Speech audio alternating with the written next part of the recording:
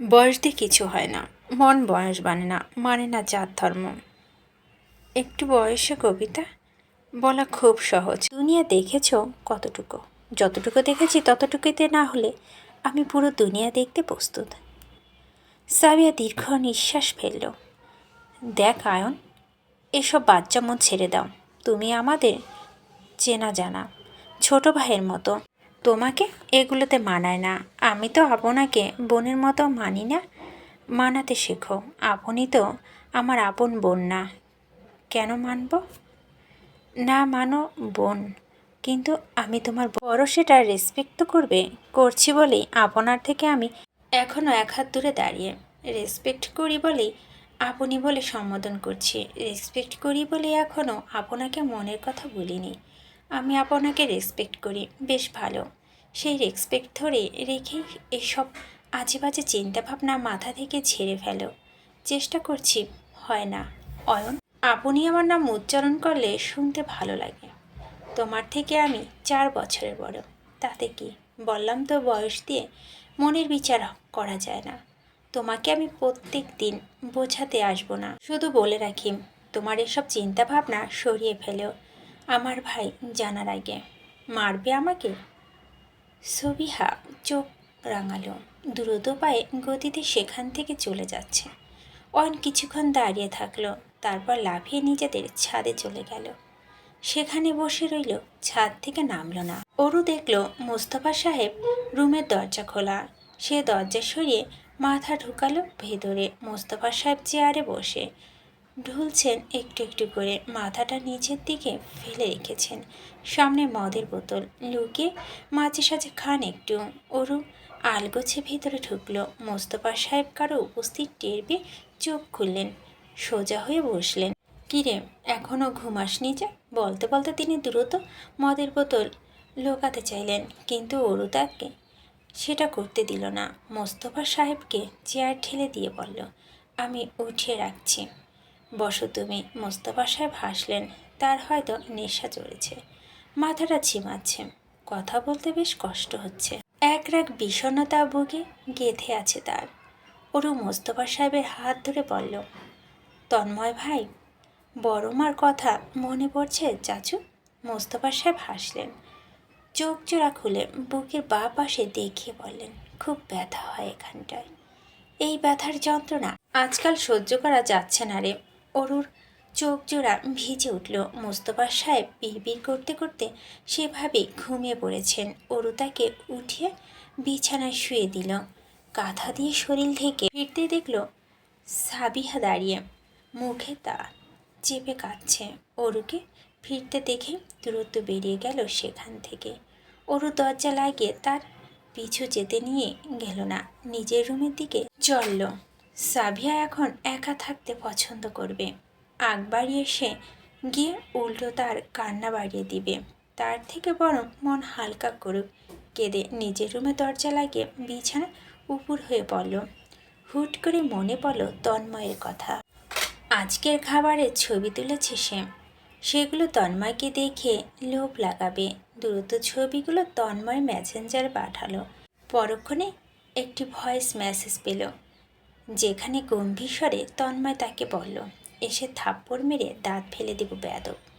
এটা মেসেজ করার সময় ওর ছোট মন ভালো হয়ে গেল। আজকাল তার মন তন্ময় ধমকে ভালো হয়ে যায়।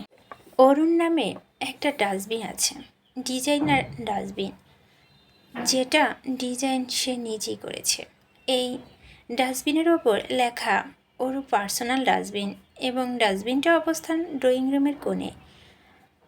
আসতে যেতে নিলে সবাই নজর প্রথমে এই ডাস্টবিনে চলে যাবে। আগের সময়গুলো হলেও এটা দেখলেও তন্ময় একটা লাথি মেরে যেত, আবার লাথি মেরে আসতো। কয়েকবার এটাকে ফেলে দিতেও নিয়েছিল।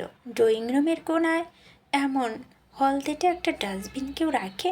তার উপরে ডাস্টবিনটা বিশ্রীভাবে ডিজাইন করা। তন্ময় ফেলতে নিয়েও ওর কান্নাকাটি ঠেলার পেরে উঠেনি ফেলতে। এখন এই ডাস্টবিনের কাজ কি? ডাস্টবিনের কাজ ওর টিস্যু নেওয়া। আপাতত ডাস্টবিন অর্ধেক টিস্যু দিয়ে ভর্তি। কারণও আছে, গত পরশু একটা জনপ্রিয় নাটক হয়েছিল RTV তে। নাটকের নাম বড় ছেলে।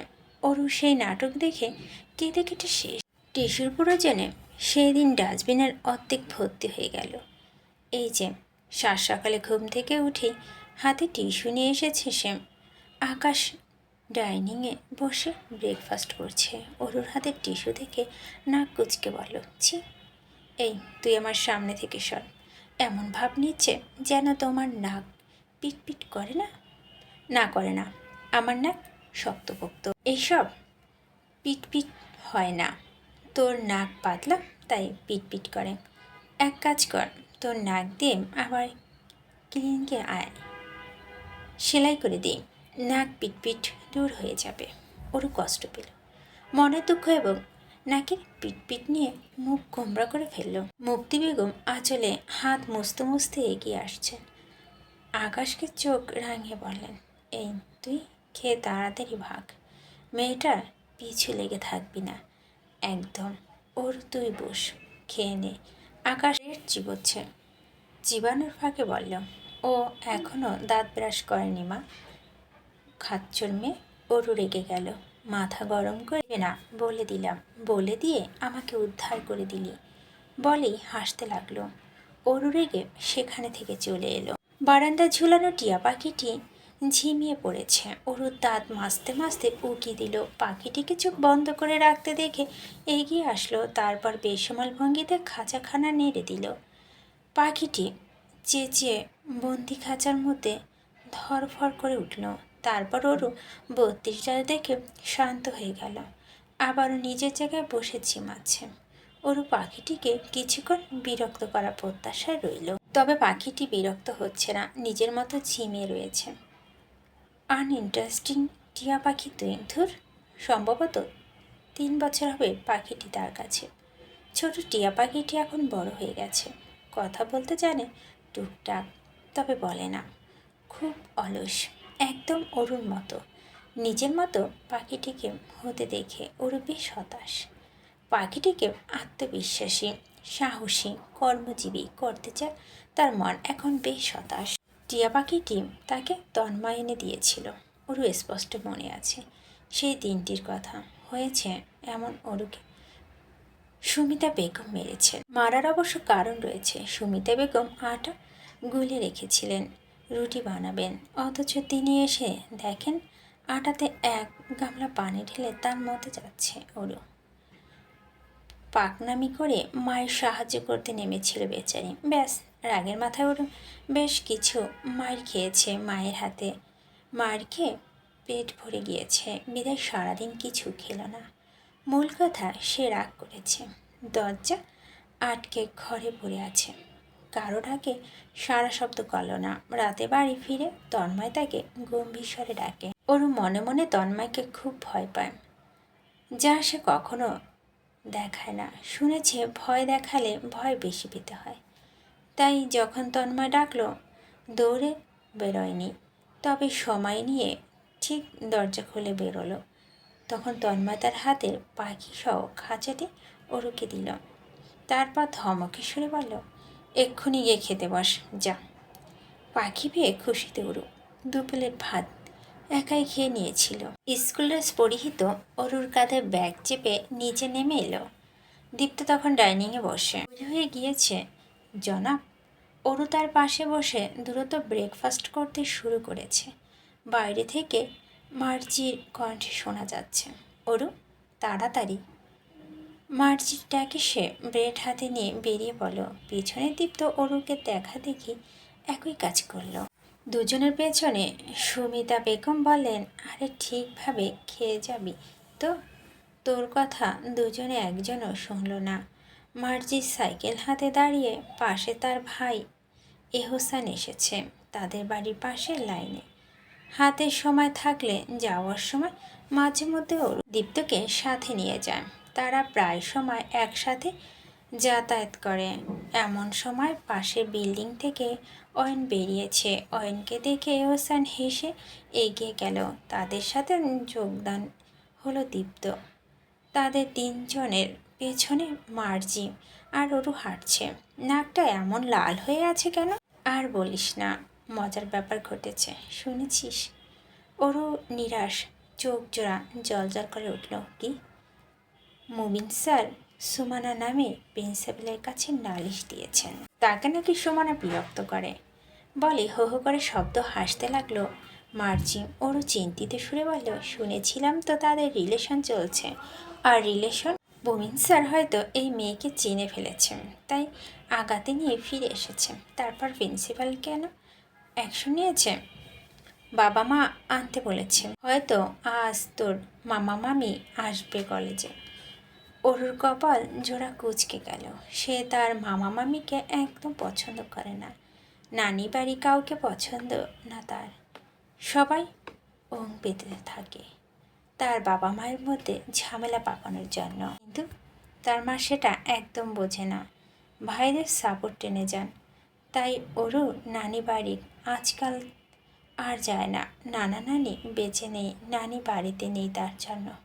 আর সে সোজা ক্লাসে ঢুকে বসে থাকবে, একদম সামনে পড়বে না ওর দুজনের।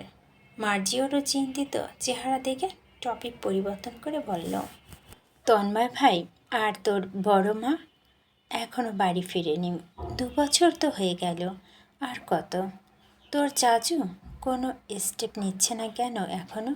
বাবার থেকে শুনলাম তন্ময় ভাইদের বিজনেস খুব ঝুঁকিপূর্ণ অবস্থায় আছে। দীর্ঘ নিঃশ্বাস ফেলল আরও। পারিবারিক ব্যাপারগুলো সে সব সময় অ্যাভয়েড করে। আজও একই কাজ করেছে। মার্জি কাঁধে মাথা রেখে চুপ রইল। তার চাচু কষ্ট সে নিতে পারছে না। সে জানে তার বড় মাও খুব কষ্টে আছে, তন্ময় ভাইও খুব যন্ত্রণায়। বাড়ির সবাই জানে তন্ময় ভাই তার বাবাকে কতটা ভালোবাসে এবং সম্মান করে। ছোট থেকে সে বাবার পাগল। বাবার আদরের ছেলে হুট করে বাবার থেকে সরে গিয়েছে। সেটা কতটা যন্ত্রণাদায়ক বাবা ছেলের জন্য তা আর উপলব্ধি করতে পারছে একটু হলেও। কিন্তু এখানেই কারো কিছু করার নেই। তারা নিজেরাই যদি এই দ্বিধা ক্ষোভ অভিমানে দেয়াল না ভেঙে, তাহলে অন্য কারো ভাঙার সাধ্য নেই। কলেজের সামনে পৌঁছে অরু লুকিয়ে পড়ল মার্জি অরুর পেছনে। সেও দেখছে কল্লা বের করে। সুমনা তার বাবা মায়ের সাথে দাঁড়িয়ে কাঁদছে। তাকে ঘিরে ধরেছে শত স্টুডেন্ট। দীপ্ত চোখ মুখ অন্ধকার করে ফেলেছে। বিরক্ত নিয়ে বলল, তাদের দেখে কি এভাবে লুকিয়ে থাকবে নাকি? ঘন্টা বেজে যাবে, চলো ভিতরে, দেরি হবে না হলে। দাঁড়া একটু, জেনে যাবে বলে মনে হয় না, তোর জন্য দাঁড়িয়ে। মার্জির কথায় যুক্তি আছে। অরুর মাথায় দুষ্টবুদ্ধি চাপল। গোলগাল চোখ করে প্রশ্ন করল, বাং দিবি? চল ঘুরতে যাই। দীপ্তি চেঁচিয়ে উঠল, খবরদার, আমি কিন্তু বিচার দেব চাচুকে। দিস, আপাতত তুই যা ভাব। দীপ্ত চোখ রাঙায়, তোমরা না গেলে আমি যাচ্ছি না। আচমকা তাদের পিছনে অয়ন এসে দাঁড়ালো। নিচু সুরে বলল, আমিও তাহলে আজ বাং দিব ভাবছি। খুশিতে ওরু সাত সকালে চাঁদ দেখতে পাচ্ছে। কিন্তু কথা হলো কোথায় যাবে? দুশ্চিন্তা থাকা সে হুট করে বলল, আপুকে সারপ্রাইজ দিতে যাই আপুর অফিসে। এটা কেমন হবে? আশপাশ ঘুরতে ঘুরতে যাব, আমাদের ঘোরাফেরাও হয়ে যাবে। রাজি হলো সবাই। সঙ্গে সঙ্গে অরু, অয়ন, দীপ্ত, মার্জি একই গন্তব্যের জন্য রওনা হলো। নিজেদের সাইকেল নিয়ে স্টেশনের সামনে এসে থামলো। অরু বলল, অয়ন ভাইয়া, তুমি রাস্তা চেনো? আমি কিন্তু চিনি না। সমস্যা নেই, আমি চিনি, চল। সাইকেল করে এতটা পথ অতিক্রম করা সহজ বিষয় নয়। মাঝ রাস্তায় অরু খিদে পেয়েছে। দীপ্ত বলল, তারও খিদে পেয়েছে। অয়ন তাদের নিয়ে একটা হোটেলে ঢুকলো। তখন অলরেডি 12টা বেজে গিয়েছে। রাস্তায় তারা যেভাবে হইচই করতে করতে এসেছে, সময় তো যাবে। পরোটা ভাজি অর্ডার করলো সবার জন্য। খেতে নিয়ে তাদের মধ্যে আলাপ আলোচনা চলছে। মার্জি বলল, অয়ন ভাই তোমাকে নাকি সুমনা পছন্দ করে। তো দীপ্ত বলল, তন্ময় ভাইকেও পছন্দ করে এই মেয়ে। পছন্দ বলতে ভুল হবে, একদম আমার ভাইয়ের গলায় ঝুলে পড়তে চায়। সেবার অরু আপু মামা মামি আমাদের বাড়িতে এসে বড় চাচুর সামনে একটু বাজিয়ে দিয়েছে। মানে তারা নিজের মেয়ে আমাদের বাসায় দিতে চায়। অয় নাক ছিটকে বলল, ক্যারেক্টারলেস মেয়ে। হুট করে অয়নের চোখ হোটেলের বাইরে চলে গেল। সুমনা সহ বেশ কিছু ছেলে মেয়ে একসাথে যেতে দেখল। সে অরুকে বলল। অরু সঙ্গে সঙ্গে টেবিল থেকে উঠে দাঁড়িয়ে বাইরে বেরিয়ে এলো। তার পিছু পিছু বাকিরাও বেরিয়ে এসেছে। অয়ন ঠিক দেখেছে, সুমনার সাথে দুটো মেয়ে আর 4টা ছেলে রয়েছে। অরু নাক মুখ কুঁচকে ফেলল। অয়ন বলল, ওরা মনে হয় পার্কের দিকে যাচ্ছে। মার্জি বলল, আমারও যাই, দেখি গিয়ে কী করে। সুরমা কি সেই পদের সাথে? এখানকার একটা ছেলে মেয়েও ভালো না। অয়ন শেষে ছেলেটাকে দেখিয়ে বলল, এই ছেলেটা বেশ কিছু মেয়ের জীবন নষ্ট করেছে। মেয়েদের সাথে খারাপ কাজ করে তা ভিডিও করে ব্ল্যাকমেল করে। ওরও চিন্তিত সুরে বলল, তাহলে তো সুরমা সেভ নেই। আমরা ফলো করে কিছুটা দেখি। অয়ন মাথা দোলালো। সুমনাদের ফলো করতে করতে দুপুর 3টে বেজে গেল। আপাতত সুমনারা পার্কের সামনে দাঁড়িয়ে। ভিতরে যাবে মনে হয়। ওদের দলের একজন দৌড়ে দোকানের দিকে ছুটছে। ফিরেছে বেশ কিছু সিগারেট নিয়ে। ওরু আর মার্জি মুখে হাত দিয়ে রয়েছে। তারা দুজন অবাকের সপ্তমে। তারপর দেখল সুমনারা সবাই গোল হয়ে একটা গাছের নিয়ে পেছনে বসেছে এবং লুকিয়ে সিগারেট খেয়ে যাচ্ছে। ওরু ঘুরে দাঁড়িয়ে বলল, আমরা যাই চলো।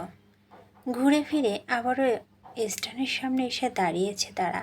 মেন রোড ধরে সবাই সাইকেল করে পাল্লা লাগালো, যে যত দ্রুত যেতে পারে। অয়ন সর্বপ্রথম, তারপর ওরু, তারপর দীপ্ত, পিছনে মার্জি। তাদের সাইকেল পাল্লা থেমেছে দ্বিতীয় বাস স্ট্যান্ডের সামনে।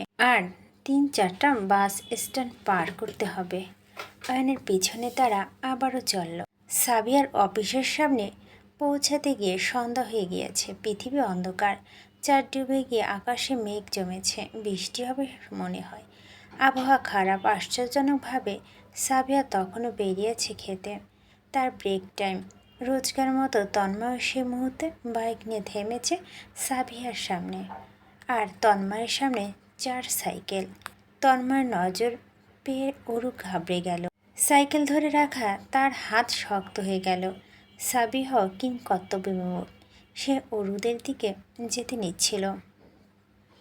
আর তখনই নেমেছে তুমুল বৃষ্টি, ভিজিয়ে দিচ্ছে উপস্থিত সবাইকে। তন্ময় চোখ মুখ শক্ত। বাইক থেকে নেমে এগিয়ে আসলো। এখানে কেন তোরা? দীপ্ত কোনো কিছুই পরোয়া নেই এখন।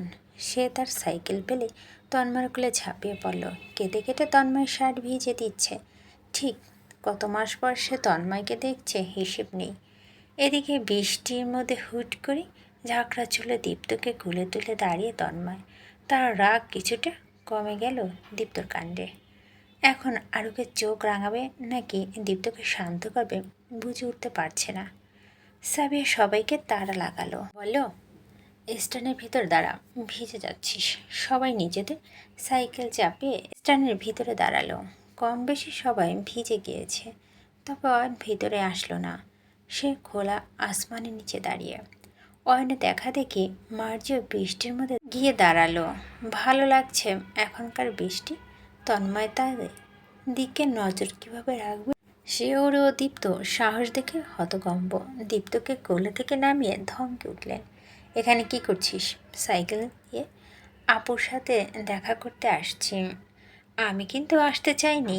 ওরু আপু জোর করে নিয়ে আসছে। এসব কিছু গুরুকে বুঝতে বাকি রইল না তন্ময়ে। সে তেড় মেরে ওরুর দিকে এগিয়ে গেল। ভয়ে ওরু দৌড়ে বৃষ্টির মধ্যে চলে গিয়েছে। ঠিক অয়নের পিছনে গিয়ে ভিজতে লাগলো। তন্ময় তখন রাগে থরথর করে কাঁপছে। দাঁত চেপে পড়ল। সাহস আকাশে ছুঁয়েছে না। এই দীপ্ত মিথ্যে বলছে, বিশ্বাস করুন। ও উল্টো বলল যে আবুকে খুব মিস করছে, দেখতে চায় একটু। আমি ভাবলাম বেচারা কষ্ট বুকে চেপে তৎক্ষণাৎ রাখবে, তাই নিয়ে আসলাম। সাবিয়া হেসে বলল, আমার কিন্তু একই বাসায় থাকি, মনে রাখিস। তবে আমাকে এমন সারপ্রাইজ দিয়েছিস যে এখনও হজম করতে পারছি না। তা কি খাওয়াবো তোদের? কি খাবি? এসেছিস তাও এমন ওয়েদার। দীপ্ত বলল, এই ওয়েদারে চা হয়ে যাক। ওই তো টং। অয়ন বলল, আমি এনে দিচ্ছি। অরু আর মার্জি দ্রুত বা স্টানে ভিতরে চলে গেল। তন্ময় খোলা আসমানের নিচে যেতেই বৃষ্টিতে সম্পূর্ণ ভিজে গেল। লেপ্টে থাকা শার্ট ভেদ করে তার সুঠান দেহ দেখা যাচ্ছে। ওরও চোখ জোড়া আর চোখে সেখানে চলে গেল এবং চোখ জোড়া কিছুক্ষণ পিটপিট করে চেয়ে রইল। তারপর মাথা ঘুরিয়ে ফেলল, আবারও আর চোখে তাকালো। মোট 6 কাপ চা এনেছে। এক একজন এক এক কাপ হাতে নিয়েছে। গরম ধোয়া উঠছে চায়ের থেকে। কাপে চুমুক দিয়ে মার্জি বলল, চাটা বেশ মজা। অয়ন আনমনে বলল, হ্যাঁ, এই চাচার দুধ চা অসম্ভব স্বাদের। যেভাবে বলছো যেমন তুমি প্রত্যেক দিন এসে খাও অয়ন ভাই। অয়ন চমকে গেল, তারপর ছুতো ধরে বলল, বন্ধুকে মাঝে মাঝে ড্রপ করি এখানে তো। তন্ময়ের মেজাজ তুঙ্গে, তাই তাকে কেউ বিরক্ত করছে না, তাই অর্ধেক খুলে ঝুলে রেখেছে। গরম চা কয়েক চুমুক দিয়ে অরুর পাশে এসে দাঁড়িয়েছে।